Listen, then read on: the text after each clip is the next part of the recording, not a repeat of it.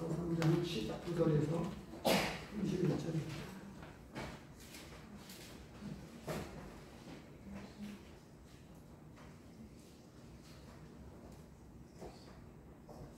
찾으셨으면 제가 찾으셨는지 알고 19절에서 31절 말씀을 공독해 드리도록 하겠습니다.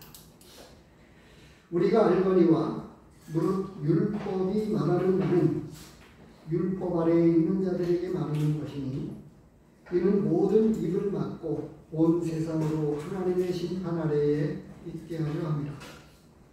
그러므로 율법의 행위로 그의 앞에 의롭다 하심을 얻을 육체가 없나니 율법으로는 죄를 깨달음이다. 이제는 율법에 의해 하나님의 한 의가 나타났으니 율법과 선지자들에게 증거를 받은 것이라. 곧 예수 그리스도를 믿음으로 말미암아 모든 믿는 자에게 미치는 하나님의 의니 차별이 없느니라. 모든 사람이 죄를 범하였으니 하나님의 영광에 이르지 못하더니 그리스도 예수 안에 있는 성령으로 말미암아 하나님의 은혜로 값없이 의롭다 하심을 얻은 자 되었느니라. 이 예수를 하나님이 그의 피로써 믿음으로 말미암는 화목제물로 세우셨으니 이는 하나님께서 길이 참으시는 중에 전에 지은 죄를 간과하심으로 자기의 의로우심을 나타내려 하시니 곧 이때에 자기의 의로우심을 나타내사 자기도 의로우시며 또한 예수 믿는 자를 의롭다 하려 하십니다. 그런즉 자랑할 데가 어디냐? 있을 수가 없느니라. 무슨 법으로냐? 행위로냐? 아니라 오직 믿음의 법으로니라.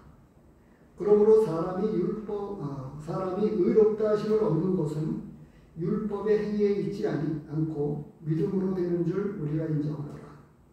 하나님은 다만 유대인의 하나님이시냐 또한 이방인의 하나님은 아니시냐. 진실로 이방인의 하나님도 계시느니라. 할례자도 믿음으로 말미암아 또한 무할례자도 믿음으로 말미암아 의롭다 하실 하나님은 한 분이시니라. 그런즉 우리가 믿음으로 말미암아 율법을 파괴하느냐? 그럴 수 없느니라. 도리어 율법을 굳게 세우느니라. 오늘 이 본문의 말씀을 가지고 사람들의 질문과 하나님의 답변이라고 하는 제목으로 말씀을 같이 나누도록 하겠습니다.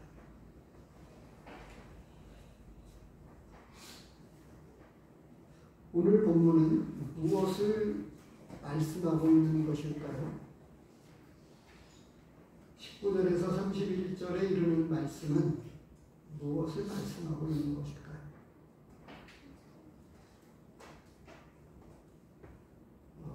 특별히 원래의 질문은 아닙니다만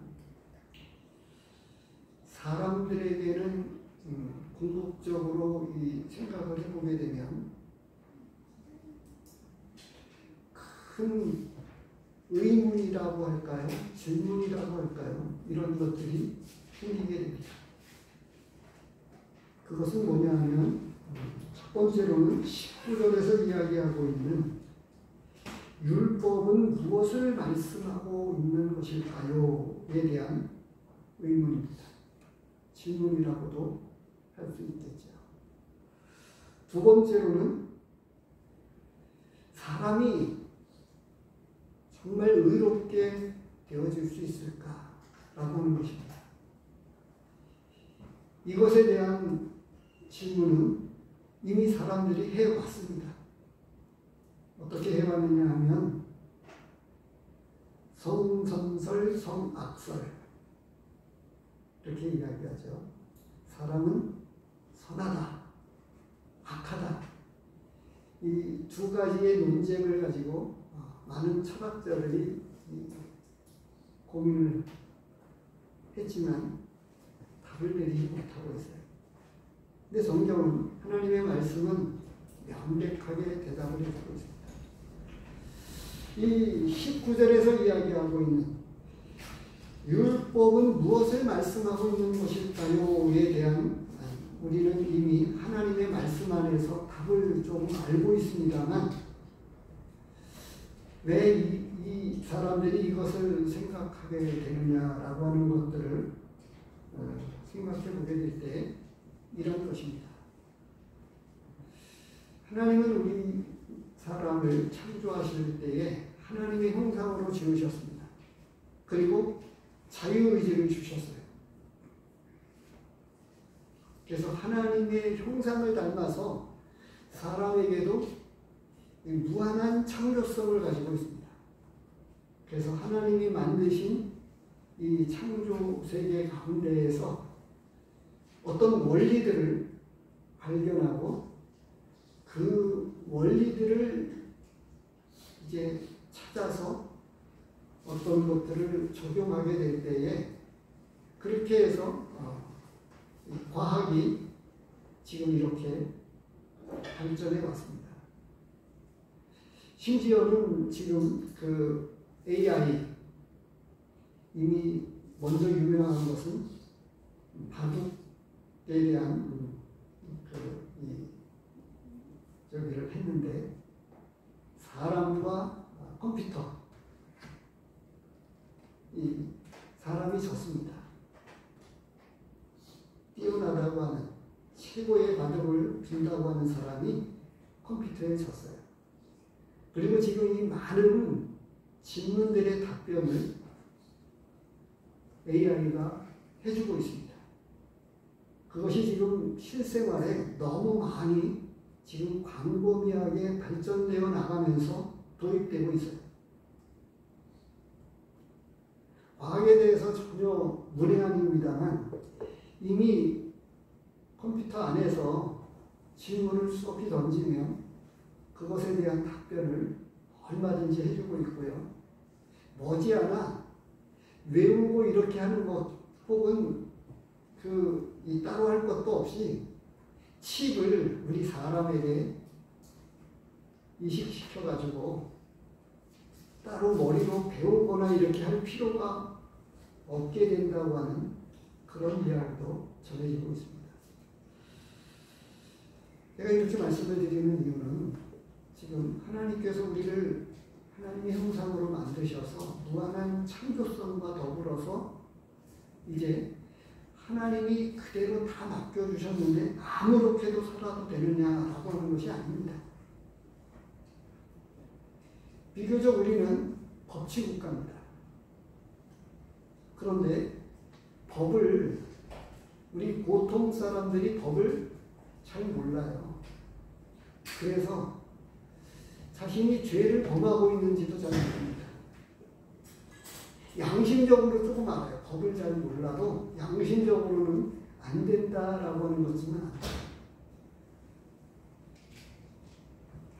가장 한 일화를 소개를 드리면 경범죄 뭔지 아시죠? 담배꽁초를 버리고 침뱉고 뭐 이런 아주 사소한 것이라고 이야기할 수 있는 이런 경범죄. 언젠가 우리나라가 질서가 문란해지고 뭐 이렇게 하면서 경범죄까지 단속한다고 하는 이런 저기를 가지고 곳곳에 경찰들을 풀어가지고 단속을 했습니다. 그래서 침뱉어도 껌딱지를 버려도 벌금형에 처해집니다. 근데 이런 것에 대해서 사소하게 이런 경범죄가 있다고 하는 것을 약간 알지는 알고 우리 양심적으로도 아는데 이미 불법을 행하는 일에 있어서 너무나 많은 사람들이 행하고 있기 때문에 그런 법이 강력하지 않으니까 쉽게 신호를 어기고 뭐 등등 여러 가지 일들이 벌어지고 있습니다. 꼭 단속해야만. 근데 이 법을 지키면 모든 사람들이 조금 편리하게 생활하고 그것이 우리 모두를 위한 것이라고 제정된 것인데도 불구하고 많은 사람들이 이 법을 지키고 있지 않아요. 근데 율법이 말하는 바가 뭐냐 하면 하나님께서 일찌감치 율법이라고 하는 것을 통해서 사람에게 법을 세우셨다고 하는 거예요. 법을.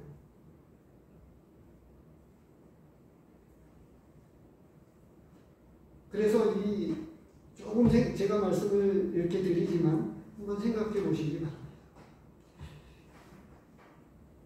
우리 민주사회에서 그러면 그런 그 경범죄에 이르는 그런 법까지 지켜야 되느냐 안 지켜야 되느냐라고 할 때 어떻습니까? 지키는 게 당연하지 않을까요? 근데 하나님의 법에 있어서는 약간은 조금 다릅니다. 우리 사람을 위해서 하나님이 세우신 법칙, 법이 있다고 하는 거예요. 근데 그걸 통해서 형벌은 세상에서는 그 하나님에게는 놀라운 은혜가 있잖아요. 근데 이 세상에서도 세상법에서도 은혜가 있습니다. 아마 그 뉴스를 통해서도 뭐 이런 범죄자에 대한 이 법원의 선고가 내려졌다라고 하는 걸 아마 들어보셨을 거예요. 그 중에 뭐가 있냐면 정상을 참작했다 그런 이야기 들어보셨죠. 그리고 선처를 바란다고 하는 이 변호사의 항변 이런 것들이 받아들여져서 선처를 바란다라고 할 때 법대로는 이렇게 처리가 되어지지만 선처를 바라는 이런 것들을 통해서 정장을 참작하고 이렇게 해가지고 최소형량을 또 혹은 법관의 재량으로 인해서 10년형에 처해야 될 걸 5년형으로 이렇게 감해서 형을 내리는 경우가 있습니다. 세상에서도 약간의 은혜가 있다라고 하는 거예요. 무지막지하게 법대로만 처리하지 않는다고 하는 거예요. 제가 이런 지금 그 법을 잘 모르지만 법에 대한 어떤 상식 범위 안에서 조금 말씀을 드린 것은 이 하나님이 세우신 이 법칙, 이 법, 율법이 결국 무엇을 말씀하고 있느냐라고 하는 거예요. 그것에 대한 구약의 많은 사례들을 통해서 말씀해 오셨고 신약에 이르러서도 말씀해 주시고 있어요. 그리고 이제 이런 모든 것들에 대해서 한 가지, 꼭 한 가지만 답변을 내리는 건 아닌데 이 법에 대해서 내리는 결론은 뭐냐면 31절에 나와 있습니다. 어떻게 나와 있죠? 그런즉 우리가 믿음으로 말미암아 율법을 파기하느냐? 그럴 수 없느니라. 도리어 율법을 굳게 세우느니라. 이렇게 됩니다.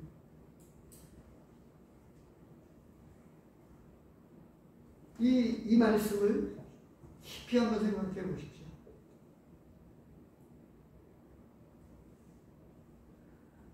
은혜로 죄 용서함을 받았기 때문에 우리나라에 지금 대한민국 사람이라면 반드시 대한민국 헌법에 기초해서 이 법을 반드시 지켜야 될 책임과 의무가 있습니다. 또 헌법이 보장하는 수많은 권리가 있죠. 그런데 치해법권을 가지고 있는 외교관들이 있습니다. 외교관들이. 대한민국 법에 저촉되지 않고 그것에 관해서 치해법권을 이라고 이야기를 하지요. 그러면 제가 두 가지로 말씀을 드리려고 하는 건데, 첫 번째로는 이거예요. 외교관이 우리나라 법에 저촉되지 않으니까 자동차를 몰고 가면서 외교관 그 번호판을 달고 운행해 나가면서 이 법을 상관없으니까 아무렇게나 이 법을 어겨가면서 급하면 급한 대로 119나 뭐 이런 소방차와 같이 아무렇게나 운전해도 될까요? 법으로는 뭐 벌금을 물는다거나 그렇게 하지는 않습니다. 법적으로 따지면 그렇습니다. 그러면 그렇다고 해서 법과 상관없이 산다고 하면 그건 역시 문제입니다. 제가 이 말씀을 드리는 이유는 우리가 이 법을 통해서 죽을 수밖에 없는 죄인된 이 영원한 형벌에서 용서를 받았기 때문에, 그러면 지금 시해법과 외교관의 예처럼 그렇게 살아도 되느냐라고 하는 거죠. 예를 들어서 지금 제가 첫 번째는 이 외교관의 예를 들은 거고요. 두 번째로는 이미 사건이 많이 일어났습니다. 뭐 국회의원의 자녀라든가 또 뭐 백그라운드를 가지고 있는 이런 자녀들이 내 아버지가 누군데 그리고 내가 누군데 하면서 거만을 떨고 또 그런 권력의 힘을 이용해서 빠져나가는 사람들이 있잖아요.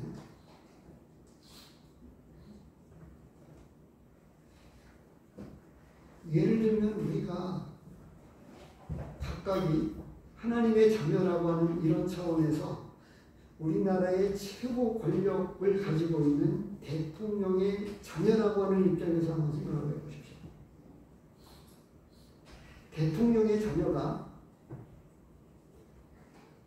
아무렇게나 산다고 하면 괜찮습니까? 이건 역시 욕을 많이 얻어먹게 됩니다. 그런 의미에서 외교관의 행실이거나 대통령의 자녀, 특권층이라고 이야기할 수 있겠죠.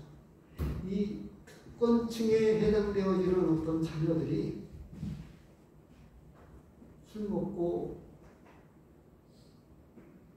아주 특별한 악한 범죄는 저지르지 않는다 할지라도 경범죄에 해당되어지는 질서를 안 지키고 사소하게, 말씀은 그런 차원에서 많이 이야기하고 있는데, 오늘 본문에서 이 율법은 과연 무엇을 말씀하고 있느냐라고 하는 것들에 대한 정리를 조금 해나가고 있어요. 이미 그런 것들은 다루어왔고, 이미 뭐라고 할까요? 논리적으로는 이미 어느 정도 정리가 되어진 내용인데, 그것에 관해서 다시 한번 복음이 무엇이냐라고 하는 이런 기초적인 측면에서 말씀을 정리해주고 있습니다. 그래서 율법은 첫 번째로 19절에서 이야기하고 있는 대로 뭐라고 말씀하고 있느냐 하면, 모든 사람이 죄인이라고 하는 거예요. 이미 앞에서부터 다루어온 내용입니다. 그게 이제 9절에서부터 18절까지 결론을 내린 부분이었어요. 왜냐하면 이미 유대인에 대해서 하나님의 말씀을 맡아가지고 있는데, 그러면서도 특권 의식을 가지고, 제가 그래서 조금 전에 특권층이라고 말씀을 드립니다. 그러면서 율법을 가지고 있다고 이야기하면서 그들은 특권의식만 가지고 있었지 정작 더 솔선수범하고 하나님 앞에 바르게 사는 일에 대해서는 모양만 가지고 있었다고 하는 거죠. 그래서 이제 9절에서 다시 그러면 이방인들은 어떠냐? 이방인들도 동일하다고 하는 것을 다 똑같은 죄입니다. 그리고 그 이전으로 돌아가 보십시오. 이미 앞에서 이렇게 쭉 다뤄왔던 내용들을 천천하게 뭐라고 말씀을 했느냐 하면 18절에서부터 이제 사람들이 큰 문제를 가지고 있는데 죄에 관한 이야기를 끄집어서 말씀하고 있습니다. 1장 18절에서부터 불법에 대해서 이야기해 주고 있는 거예요. 이런 불법으로 인한 사람들의 하나님이 세우신 이 법치에 대해서 수많은 범죄들, 불법을 행하는 이 모든 사람들에 대해서 이야기할 때 첫 번째가 다루었던 게 뭐였었죠? 하나님을 하나님으로 제대로 대우하지 않는다고 하는 거예요.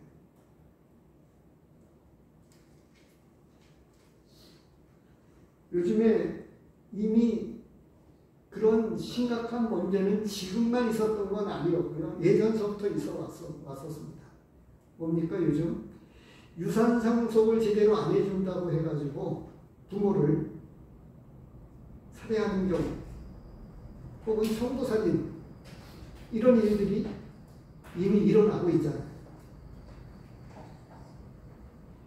이미 뉴스 보도가 그런 것들을 많이 말씀해 주고 있습니다. 지금 우리가 키운 자녀들이 부모 대우를 하지 않을 뿐만 아니라 거부한다고 하면 어떻게 생각하십니까?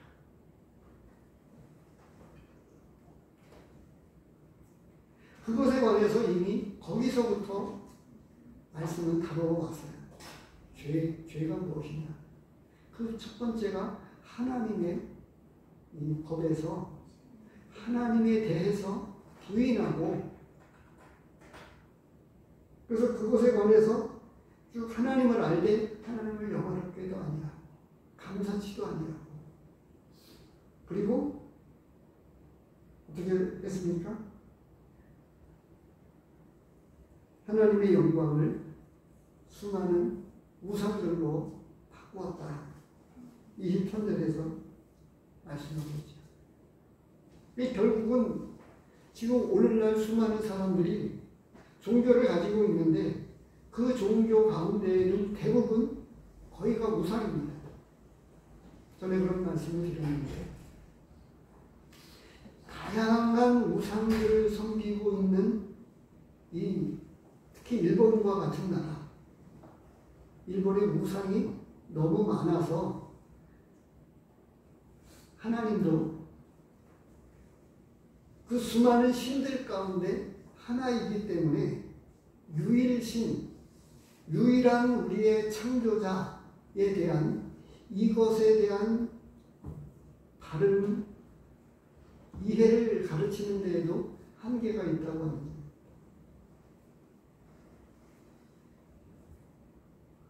그 다음에서부터 또 나오는 내용이 뭐였었죠? 1장에서 사람들이 그렇게 하나님 두기를 싫어하니까 그냥 내어버려 두셨다고 이야기를 해요. 마음의 정욕대로 더러움에 내어버려 두셨다. 부끄러운 욕심에 내어버려 두셨다. 하나님 두기를 싫어하며 하나님께서 그 상실한 마음대로 내어버려 두셨다.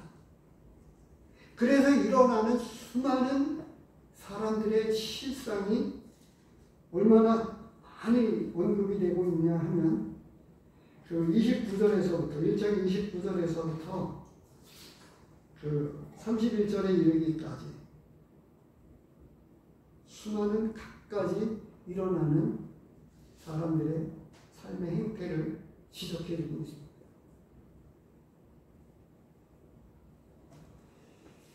이것에 관해서 특별히 하나님이 세우신 이 법, 그 율법은 대표적으로 요약해서 십계명을 주로 이야기를 하지요. 근데 그 십계명을 가지고 놓고 보면 출애굽기서 20장 1절에서 17절에 나오는 이 십계명에 관해서 이야기할 때 4계명까지는 하나님에 대한 거예요. 잘 모르시면 굳이 책을 찾지 않더라도 그 큰 성경책 맨 뒤편이나 그 앞쪽에 보면 주기도문과 이제 십계명이 딱 나오고 있어요. 출애굽기서 20장을 나올 때고요. 그래서 제 4계명까지는 하나님에 대한 거예요. 첫 번째는 나 이외에 다른 신들을 두지 말라. 두 번째는 우상을 만들지 말라. 세 번째로는 여호와의 이름을 망령되게 부르지 말라. 4계명은 안식일을 기억하여 거룩하게 지켜라. 이런 거예요. 이게 하나님에 대한 거고요. 나머지는 사람에 관해서 우리의 이웃들, 같이 더불어 살아가는 다른 사람들과 어떻게 살아가야 되느냐라고 하는 것들에 관한 법인데요. 그게 6가지인 거예요. 4가지는 하나님에 대한 거고 6가지는 사람에게 대한 거예요. 그 첫째가 부모를 공경해야 된다. 살인하지 말라. 간음하지 말라. 도둑질하지 말라. 거짓 증거하지 말라.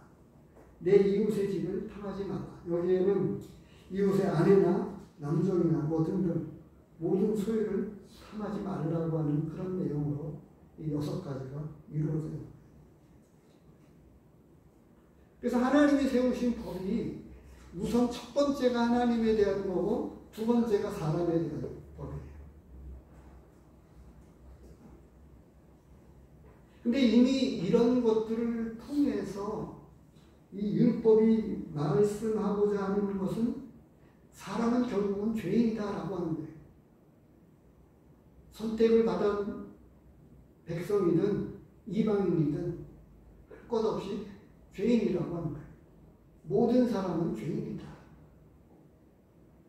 이것을 이미 앞장에까지 결론을 내렸던 부분이고요. 이 율법에 대해서 다시금 정리를 해나가면서 복음이 무엇이냐라고 하는 것들을 말씀할 때에 이 율법을 언급하면서 다시금 상기시키고 있는 것입니다. 율법이 말하는 이 모든 결국은 사람은 죄인이고 죄를 지어서 하나님의 심판을 받아서 영원한 멸망을 받게 되었다. 하나님의 심판을 받게 된다고 하는 것입니다. 이게 율법이 말하는 거예요. 이미 우리가 살아가고 있는 우리의 법 안에서도, 법치국가인 우리나라 안에서도 이미 죄를 범하면 죄의 대가를 치러야 된다라고 말씀을 하고 있는 거죠. 그런 의미에서 경범죄에 제가 말씀을 드렸는데, 우리는 감옥에 들어가 있는 사람은 걸려가지고 죄인이라고 하는 판정을 받은 거고요. 우리는 드러나지 않은, 걸려들지 않은 죄인인 거예요.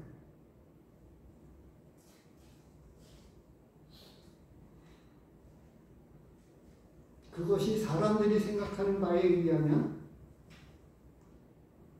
가벼운 죄, 적은 죄라고 하는 것으로 대충 넘어간다고 합니다. 근데 커다란 죄는 도저히 용서받지 못한다고 사람들은 생각을 하는 거예요. 사람을 죽였다거나 도둑질했다거나. 왜 도둑질도 그냥 도둑질한 게 아니고요. 큰 도둑. 왜 요즘 보도 자꾸 많잖아요. 회사의 재무 담당, 회사에서 돈을 관리하는 사람이 회사 돈을 횡령해가지고 그것도 적은 돈이 아닌 몇십억, 몇백억을 가지고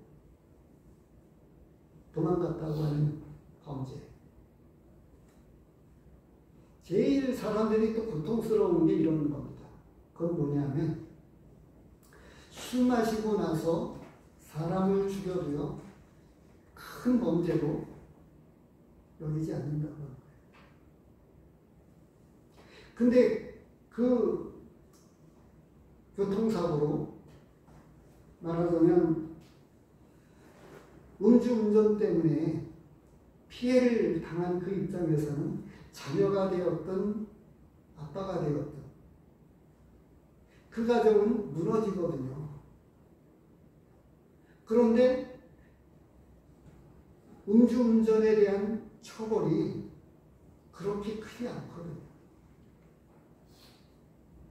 근데 정작 고통당하는 그 피해자 가족의 입장에서는 하늘이 무너질 것만 같은 큰 상처를 가지고 있거든요.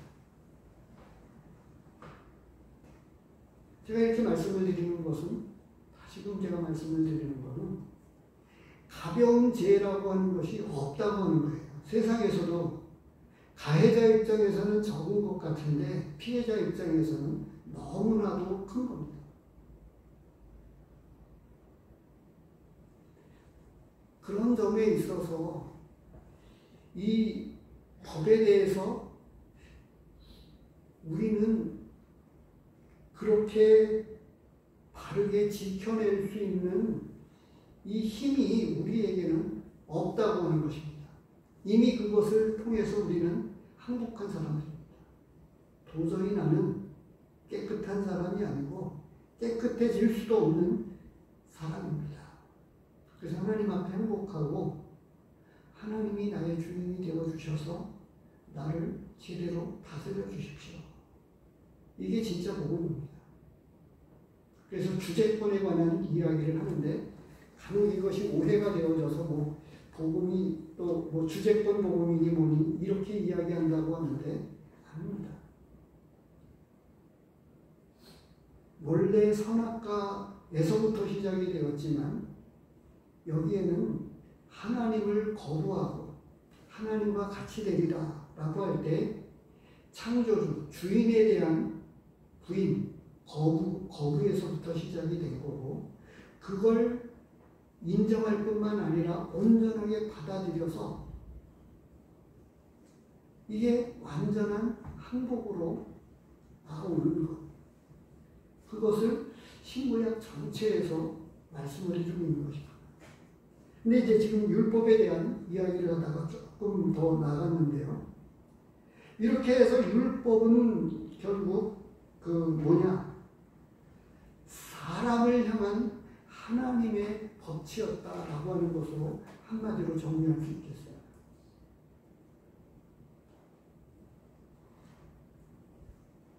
그러면 우리가 용서받은 이 죄인, 이것에 대해서 지난 시간에 이미 말씀을 드렸는데 우리는 신분을 너무 강조한다고 하는 것을 제가 말씀을 드렸어요.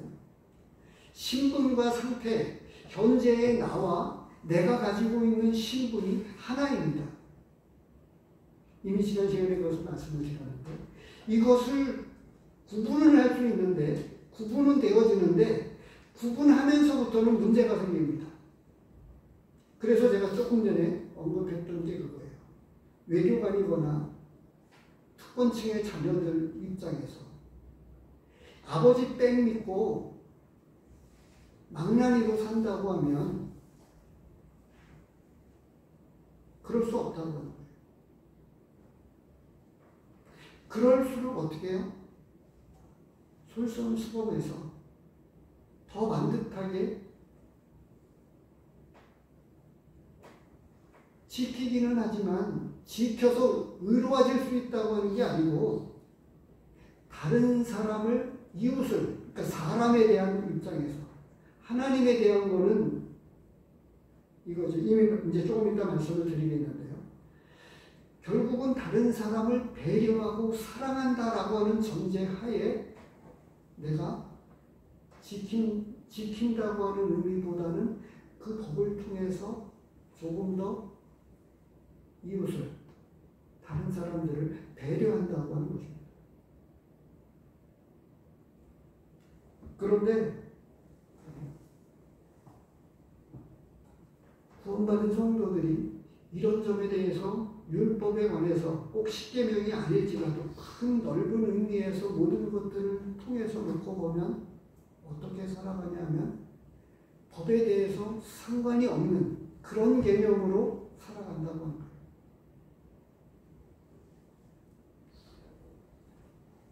조금 더 깊이 나중에 조금 그런 것들을 심도 있게 다룰 때 말씀을 드리겠습니다만 자유의 율법 이렇게 말씀하고 있어요.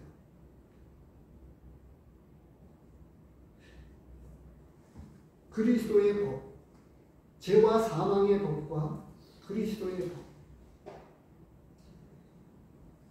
무한한 자유 안에서 자유롭게만 살아가는 그것이 아니라 그 진정한 우리에게 주신 자유는 진리 안에 있는 자유입니다. 진리가 너희를 자유케 하리니. 그래서 그 진리는 율법을 포함한 완성하는 그 안에서, 그래서 그걸 그 앞전 시간에는 제가 이렇게 말씀을 드렸어요. 복음은 여전히 죄 용서함을 받은 것을 말씀하고 있지만 또 다르게는 죄 짓지 말라고 우리에게 말씀해 주고 있다는 거예요. 복음은 죄를 지을 수 없다. 이렇게까지 아주 강력하게 말씀하고 있는 거예요. 그런데 용서받았다고 하면서 죄 짓는 일에 개념이 없다고 하면 그런 차원인 것 같아요. 죄에 대한 개념을 아예 내가 은혜 아래 있기 때문에 죄에 대한 개념을 갖는 일에 대해서 별로 반응이 무딘 거예요. 감각이 없는 거예요. 오히려 하나님의 자녀, 이 구원받은 하나님의 자녀들은 더 예민해야 됩니다. 더 깨끗해야 되고 이미 신분적으로는 거룩한 사람들인데 우리가 특권층이라고 하면 다른 사람들에 비해서 많이 가졌기 때문에 모범이어야 합니다. 본이 되어야 합니다. 이것이 성경 말씀에서 말씀해 주고 있는 말이에요. 그런데 우리는 신분을 강조하고 신분이 이러니까 우리의 삶은 그 나머지 우리의 상태에 대해서는 생각지 않고 신분만 강조하다 보니까 이상한 사람이 되어 있는 경우죠. 그래서 말씀은 우리에게 분명하게 이야기해 주고 있습니다. 특별히 그 마태복음 22장을 보시기 바랍니다.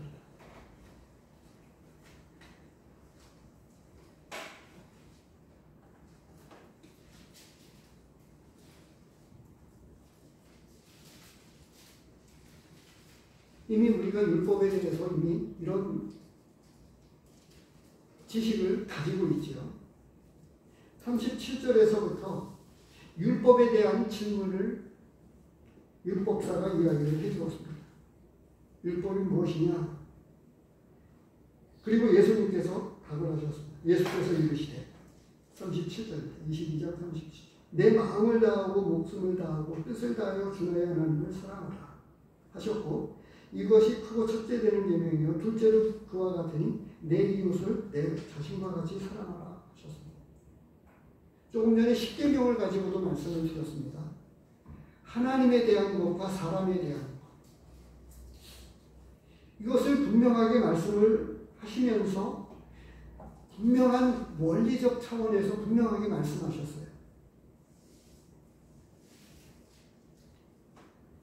그래서 이 첫 번째 메시지는 우리에게 이 율법은 무엇을 말씀해 주고 있느냐라고 할 때에 신분과 상태를 포함해서 우리는 여전히 죄인이라고 하는 사실을 나 자신에게는 잊어버리면 안 됩니다. 동전의 양면과 같아요. 그것은 그 디모데전서 1장 10절에 죄인 중에 나는 괴수다 사도 바울이 그렇게 이야기를 했습니다. 그와 같은 개념입니다. 그리고 로마서 14장을 보시기 바랍니다.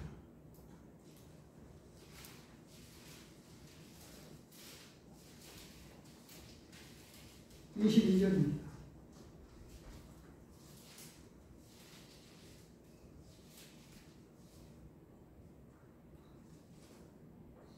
나는 죄인이라고 하는 사실을 고백할 뿐만 아니라 이 22절에 가지고 있는 내게 있는 믿음을 하나님 앞에서 스스로 가지고 있으라.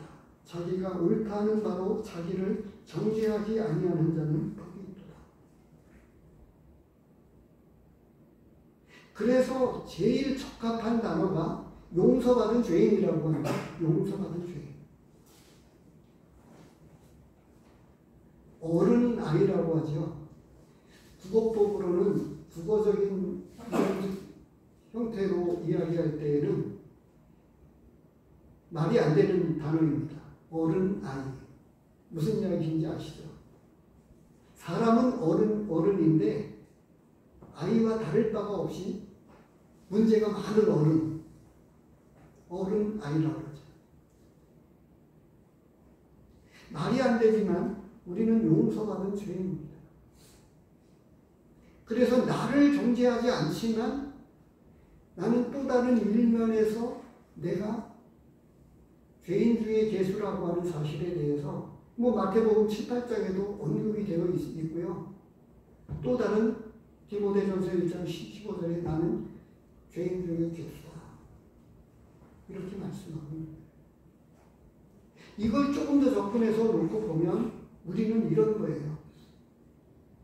경범죄가 제가 아까 말씀드린 경범죄.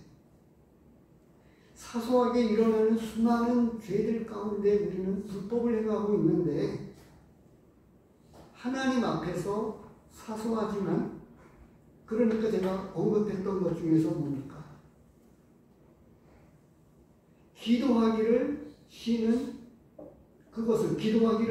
것도 죄라고 여겼던 믿음을 가지고 있는 사람이 있는가 하면 기도하는 것을 쉬는 것에 대해서 죄로 여기지 않는 성도들이 있는 거예요. 어느 것이 맞을까요? 하나님 앞에 바르게 되어 있는 사람일수록 믿음이 좋은 사람일수록 수준 높은 하나님께 대한 경외심을 가지고 그런 가치 기준이 높이 되어 있는 거예요.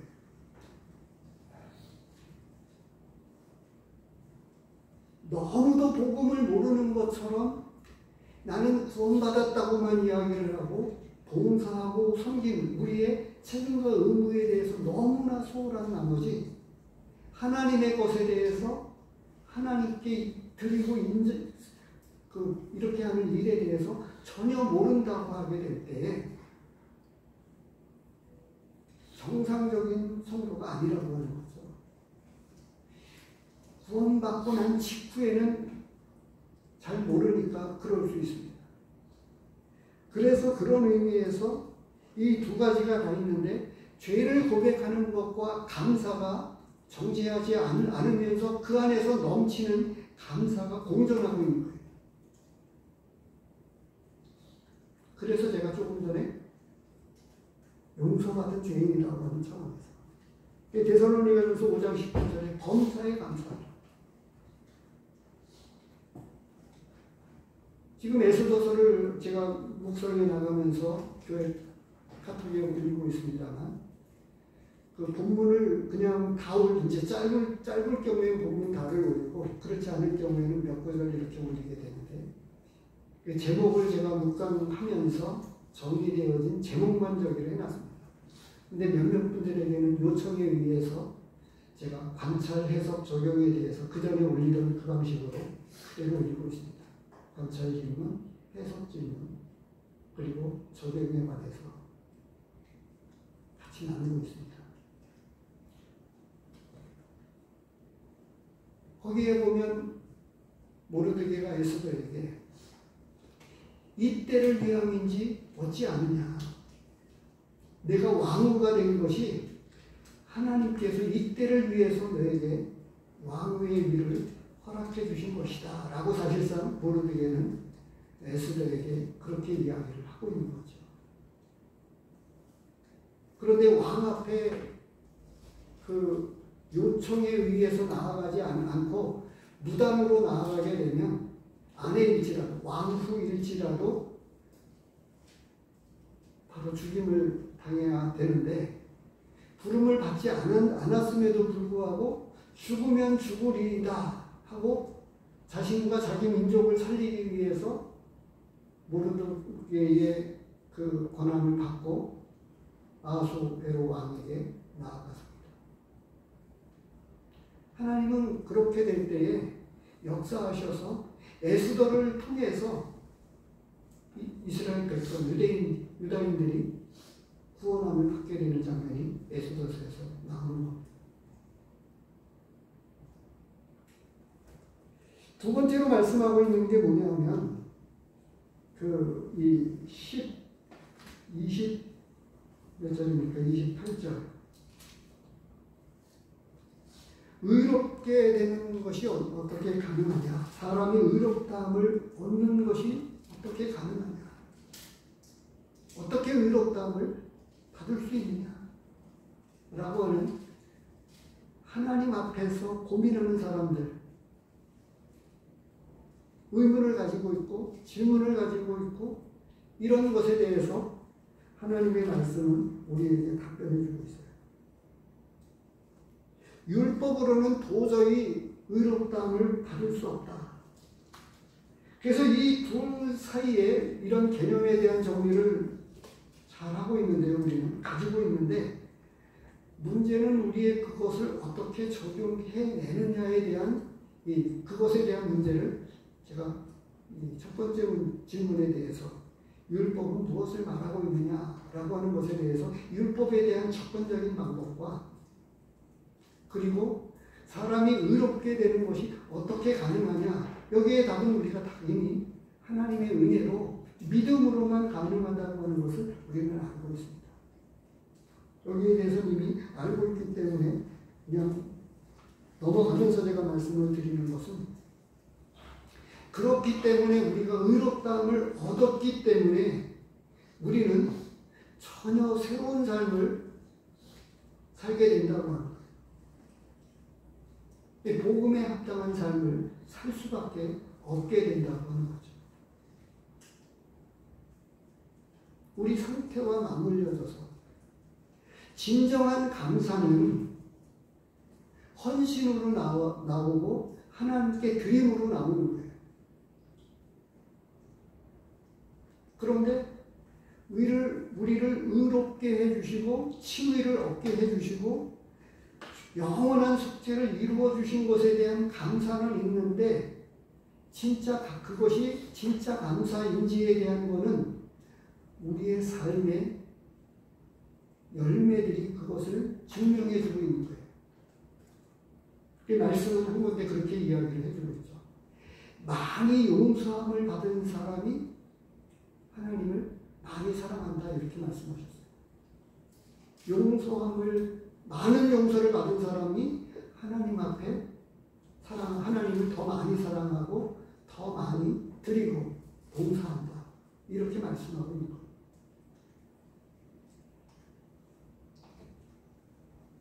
그래서 이 거듭난 놀라운 은혜 안에서는 진정 새로운 삶을 살게 되면서 복음에 합당한 삶을 살아가고 하나님을 기쁘시게 한다고 하는 거죠. 이 두 가지가 양쪽에 해당되어지는 게 이제 21절에서 27절까지에 있는 이 하나님의 은혜로 말미암는 구원, 오직 믿음으로만 얻게 되는 구원에 대한 이건 이미 복음의 큰 중심을 우리가 다루어 왔기 때문에 이것은 우리가 넘쳐나게 가지고 있습니다.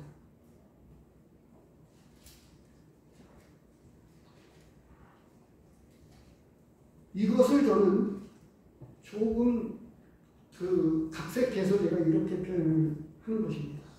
그래서 오늘 본문 전체를 정리한다고 하면 첫 번째, 사람의 가지고 있는 의문과 질문에 대한 것. 율법은 무엇을 말씀하고 있느냐? 그것에 대해서 율법이 말하는 것은 모든 사람들이 죄인이고 하나님의 심판을 받게 되었다라고 하는 것이고요. 그리고 두 번째로는 사람이 어떻게 의롭다함을 얻을 수 있느냐? 율법으로는 의롭다함을 받을 수 없는 것이고 오직 예수 그리스도를 믿음으로만 구원함을 받을 수 있다. 이 전체가 하나님의 말씀에서 이야기해 주고 있고 복음이 이것에 대해서 명쾌하게 아주 분명하게 증거해 주고 있다고 하는 것입니다. 이 두 가지 문제를 해결하는 그것을 각색해서 오직 믿음으로 구원받는 그것에 대해서 이야기할 때 이 두 가지 질문에 대한 하나님의 답을 각색해서 한마디로 이야기하면 세 번째로 하나님께서는 사람을, 죄인을 사랑한다고 한 거예요. 그래서 처음서부터 아담과 하와가 선악과 나무 열매를 따먹고 하나님의 낯을 피해서 숨었을 때 어떻게 해요? 아담아, 내가 어디 있느냐? 찾으셨어요. 하나님을 떠난 인간을 하나님께서는 잃어버린 사람, 자기 백성을 찾으러 이 세상에 내려오신 거예요. 그래서 조금 고상하게 표현해서 이렇게 이야기를 하고 있는 거예요. 종교는 사람이 신을 찾아가는 거예요. 종교는. 근데 기독교라고 명하고 있는 이 기독교는 성경 말씀은 하나님이 잃어버린 사람, 하나님을 떠난 사람을 찾아온 거예요. 신이 인간에게로 찾아온 거예요. 사랑하기 때문에 찾아온 거예요. 그래서 조금 전에 말씀을 드렸던 대로 복음은 하나님과의 깊은 사랑, 하나님과의 관계를 제가 지난 주일에도 말씀을 드렸는데 그걸 다시 언급한다고 하면 하나님과의 깊은 관계로 들어가는데 거기에는 사랑의 관계입니다. 그것을 일반적인 범주로 제가 말씀을 드리면서 마쳐야 될 것 같은데요. 이것입니다. 남녀 청춘이 어떻게 사랑으로 연결이 되어질까요? 그것과 똑같습니다. 무언가 알 수 없는 어떤 것이 두 사람 사이에 불꽃이 일어나서 사랑이 시작되고 사랑의 열매를 맺게 되는 것처럼 하나님과 사람 사이에, 그래서 거기는 논리적인 접근보다는 총체적인 모든 것들 가운데에서 사랑하게 되었다고 합니다.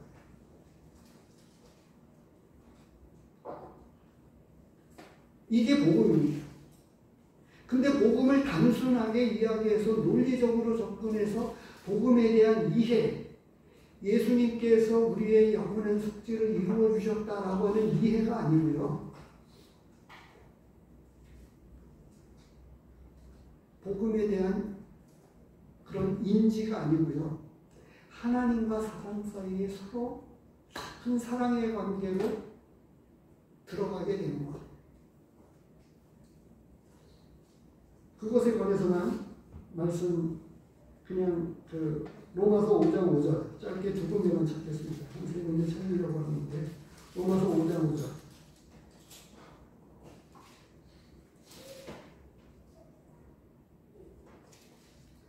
하나님의 사랑이 우리 마음에 부은 바 되었다. 이렇게 말씀합니다.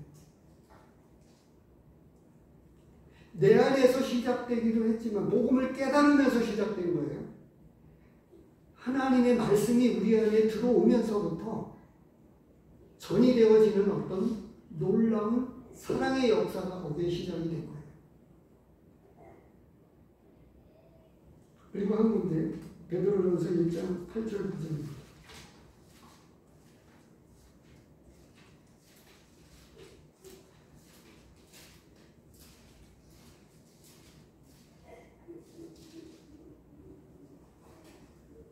8절. 예수를 너희가 보지 못하였으나 사랑하는도다. 이렇게 말씀합니다. 그래서 율법에 대해서 이야기할 때 뭐라고 이야기하고 있느냐? 하나님에 대한 사랑은 저버리는도다. 하나님이 궁극적으로 원하는 것. 사랑하면 어떻게 되죠? 법이 아닙니다. 사랑하게 되면 그 사랑하는 사람에게 잘 보이고 싶잖아요. 그가 기뻐하는 것을 맞춰주려고 하고, 그건 내가 노력하는 게 아니고요. 저절로 되어지는 거잖아요. 그런 것입니다. 율법을 내가 이루려고 하는 게 아니고 이미 완성되어진 그것이 우리 안에 들어와서 생명의 역사로 시작되어져서 하나님이 기뻐하시는 일을 하게 되는 거예요. 저절로 하게 되는 거예요.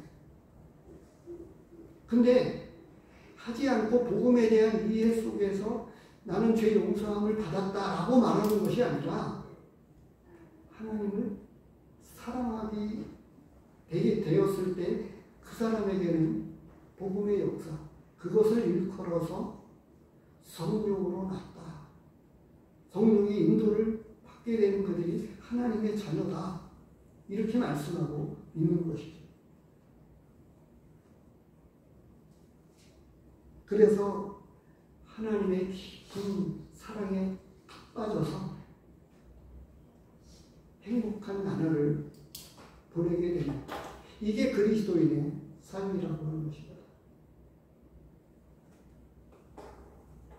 오늘 이 19절에서 31절 말씀, 사람들의 이런 의문과 질문에 대한 하나님의 답, 많은 부분들을 알고 있는 부분을 조금 이렇게 포함해서 정리해 가면서 우리의 특별한 약점들을 조금 제가 걸러서 몇 가지를 이렇게 짚어보았습니다.